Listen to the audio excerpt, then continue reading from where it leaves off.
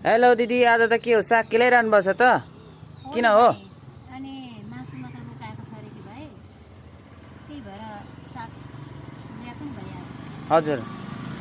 अनि हजुरको यता सानो पसल जस्तो पनि रहेछ के हो यो? हजुरले सानो केही भनिदिनुहोस् न। त्यो मेरो चटपटे आलु निम्ति, हजुर चिसो आइसक्रिम।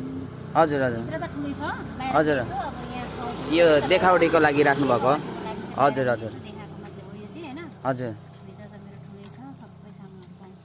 ए हजुर। अनि दिदी खाने मान्छेहरू चाहिँ कतिको आउँछ दिदी यहाँ? खाने मान्छे त प्याकम प्याकै हुन्छ। हजुर एकजनामा चाहिँ अलिक गाह्रै हुन्छ। हजुर। पानी सानीहरू पनि राख्नु भएको रहेछ। काम गर्ने मान्छे छ भने एकजना चाहिँ मलाई खोजिदिनुहोस् न। हजुर। ए म एकचोटि मेरो साथीहरूलाई भनी हेर्छु है। हजुर। हुन्छ दिदी। अब मान्छे चाहियो मलाई चाहिँ हैन। हजुर काम सघाउने।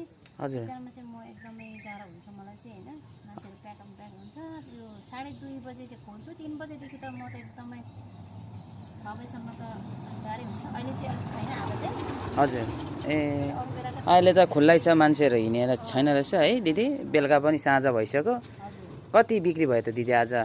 आज 2500 जति भयो हो भाइ। ए हुन्छ दिदी, हस् हुन्छ। तपाईँसँग धेरै धेरै कुराहरू पनि लिनु पायौँ होइन। हजुर। सानो दोकान राख्नु भएको रहेछ। हुन्छ भाइ। गएला दिदी? आउँदै गर्नु ल भाइ। हस् हुन्छ दिदी।